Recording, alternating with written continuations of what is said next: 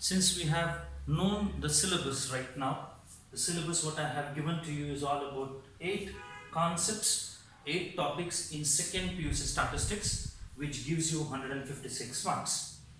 Now, amongst these 8 topics, the first 3 topics are very crucial and very important for every second year student.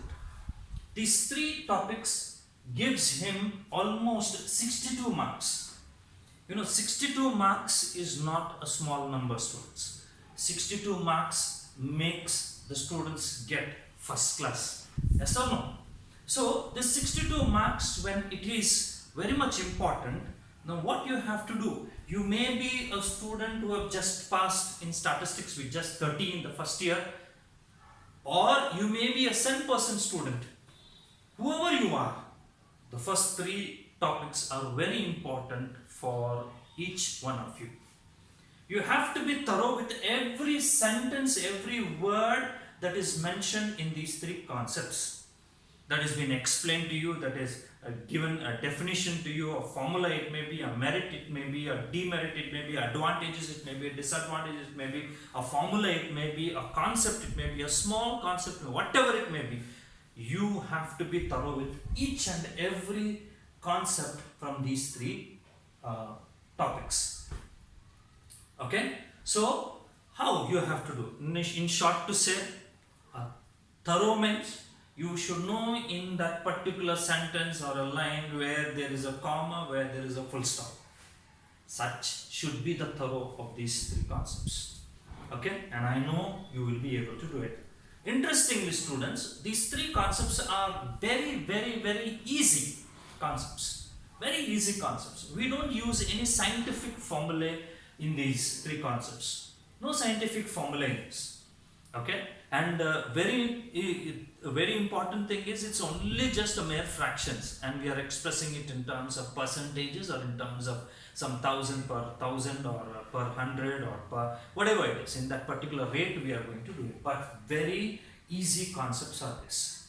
So each and every student of second PUC statistics, you should be thorough with these 3. Okay, so let us understand and let us start with the first concept. What is this first concept? Vital statistics. Now, for vital statistics, when we learn any concept, now students, you should always keep it in your mind that what this concept is all about, what it is made about. Right? We have to just overview. We should have an overview of the whole concept.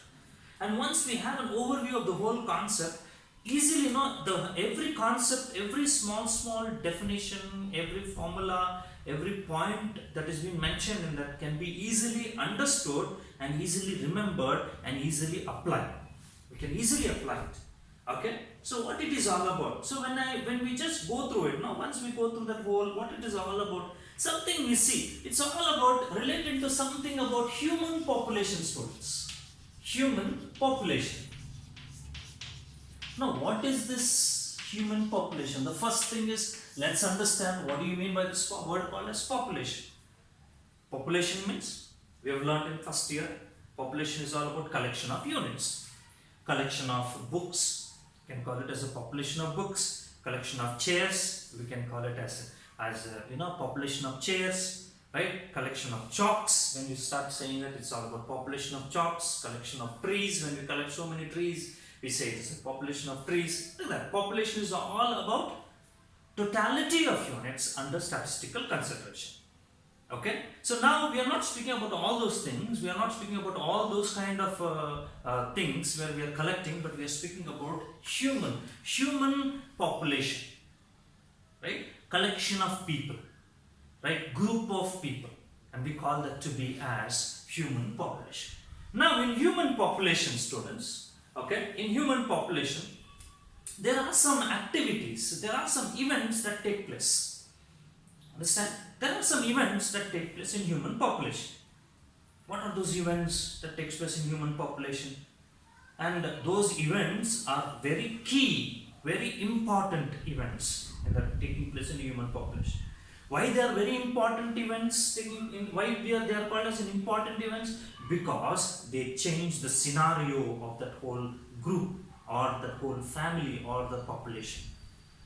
some conditions changes, socio-economical condition changes, financial conditions changes, health conditions changes.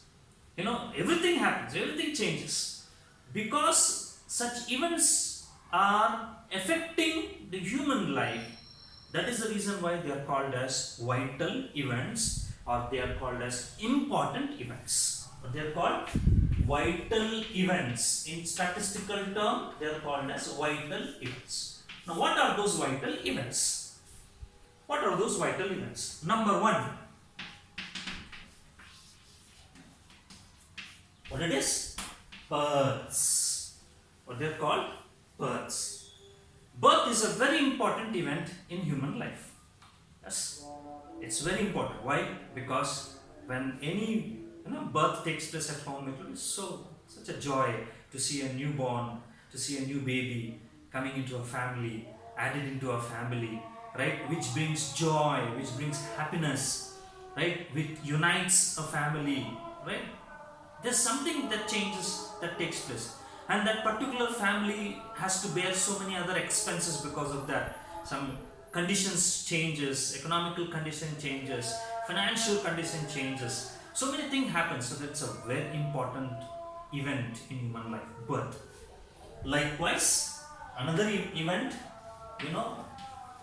according to the law of nature, any person who has given birth or any person who is born should die. So death is a very important event in human life too.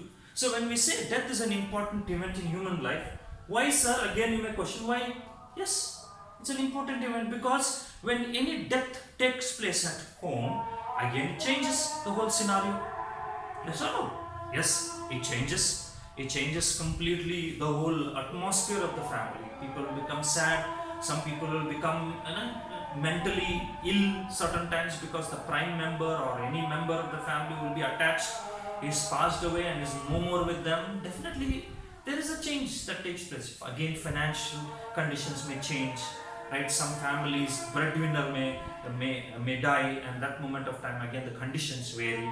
All these things will definitely bring changes into human life. So death is an important event. Then comes marriage, right? Marriage also is a very important event, students. Marriage is also so important, very important, because when marriage takes place, a new member is added into your family. Some other family member is come and added into your family, join into your family. Now family is increased. That's no happiness. Yes, again conditions vary. Marriages, again sometimes marriage doesn't work, divorce takes place. Okay, divorce takes place. So these are the important events. Like that, there is something called as education, education of the family, education of the group of people, of the population. Then some population may migrate from one place to the other for good or for livelihood. Then there will be something called as an adoption. When there won't be any child at home, they plan to adopt a child. Sometimes there will be some sickness prevailing in that family, a prolonged sickness in the family. All these things are some of the important events which occur in human life, students.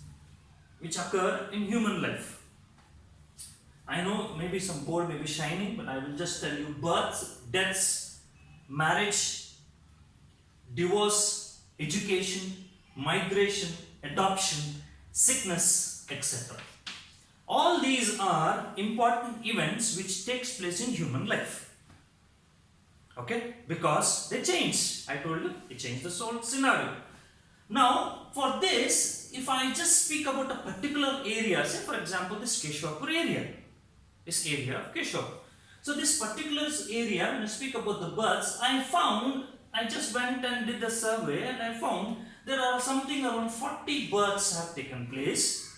There are 10 deaths have taken place. There are something around 15 marriages have taken place, right? And there are 2 divorces. The average education of this group of people in this area is something called as degree. They have graduated. Majority of the people are graduated. Then there are very few people who have migrated. right? Like that, when we just get all these data, these are all what numerical facts. These are all some numbers that I got it by doing the survey. Okay, so these are all the numerical facts which speaks about these vital events. And when we start to analyze these numbers, like for example, when I say births 40, I have written. Now 40, for whom these 40 births have taken place? To which families these 40 births have taken place? If you start analyzing them, in other words, study them. Okay, this 40 births, okay, fine. I have found those births there. There are 10 births in that particular community, in 10 births here in this place area, in this area. This is what, when we start analyzing them and interpreting about them, interpretation about it, interpreting about that particular data.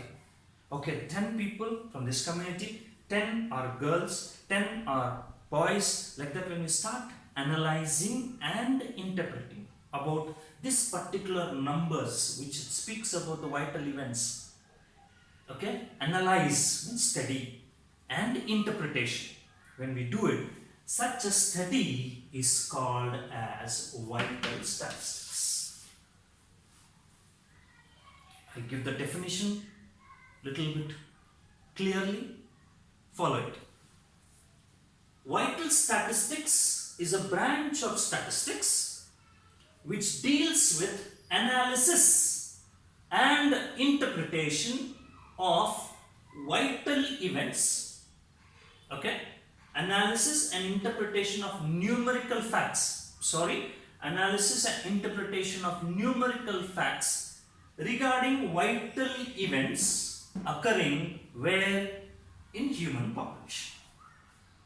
It is a branch of science, statistics, which deals with analysis and interpretation. I'll write this word analysis. If you are not able to follow, I'll write this analysis and interpretation.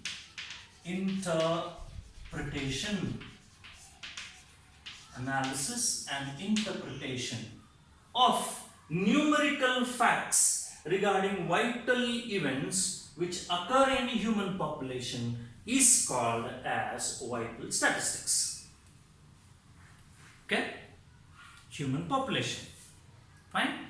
So this is what is all about vital statistics. Now in this vital statistics, these numerical facts, these facts about these vital events, these numbers, from where do we get?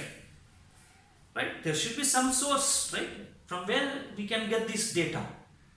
Right? So there are two sources, students. We have an heading for it as sources. We may also call it as the sources. From where do we get? Or also we can call this to be the methods of collecting vital statistics. Methods of collecting vital statistics. I'll write it as VS, vital statistics. What are those methods? Number one, the first method, we call this to be as registration method. So registration method. And number two is called as census method. Registration method and census method. Two methods, registration method and census method. In India, the first method is compulsory. It is regular.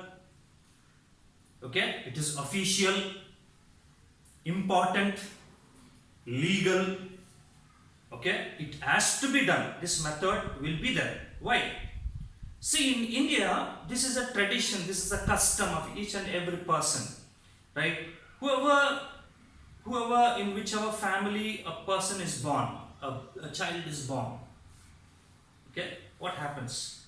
Fine, it may, nowadays most of them do their births at hospitals, whether it's a normal delivery or a C-section, whatever it is, the deliveries take place at hospitals. And in the hospitals, they take the record.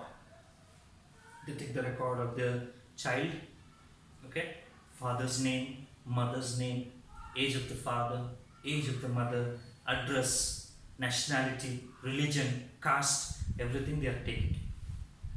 And they send it to some nodal centers, government registered nodal centers. After few days, they will say, go and take the certificate from them.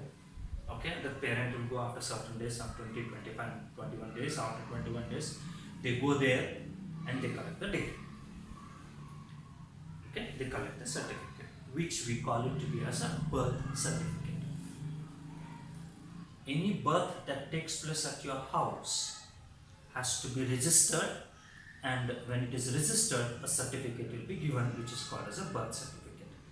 And without a birth certificate, you will not be permitted anywhere to study in any of the school in India. Yes or no? Yes. That means it is very important document. Very, very, very important document for it. So like that, there will be more number of births. Yes or no? One family, another family, they go there, register there. Like the whole births will be registered. Likewise, deaths registered. Likewise, marriages registered. Divorces registered.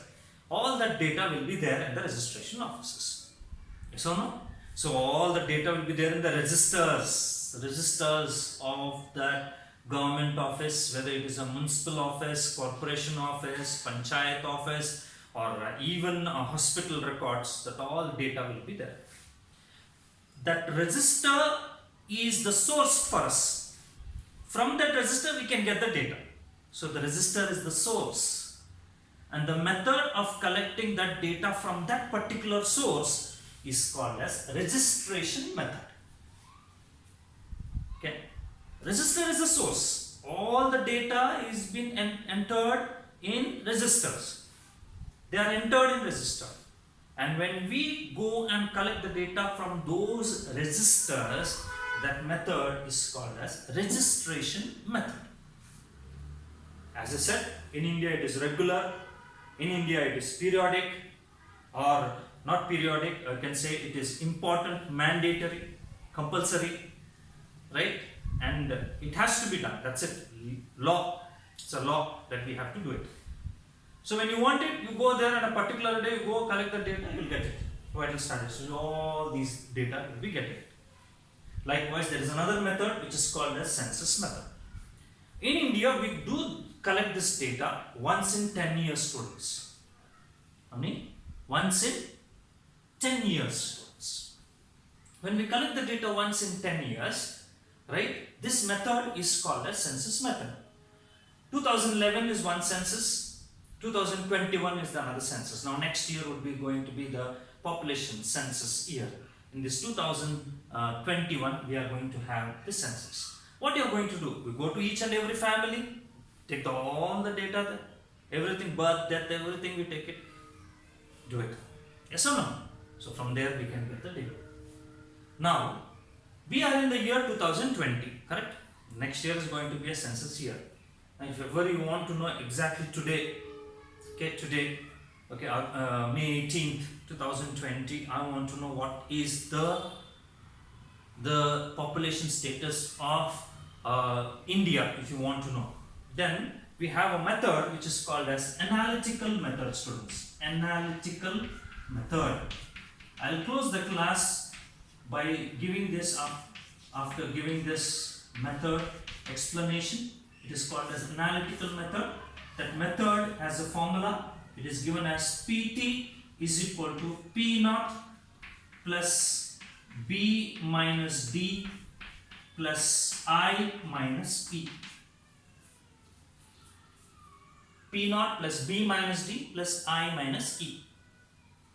PT, population at any given time. P naught, population at the previous census. When was the last census? 2011. So 2011, what is the population that time? Right? You just find out that and write. Then from 2011 till date, till 2020, May 18, 2020 or May 17, you take it. How many number of births have taken place? How many number of deaths have taken place? How many have immigrated, one who have come to India, and one who have gone out of India, emigrated. All that data you can get it from the register offices. Substitute in this, you will get a particular value which will be the population at a given time, the population at 18th May 2020.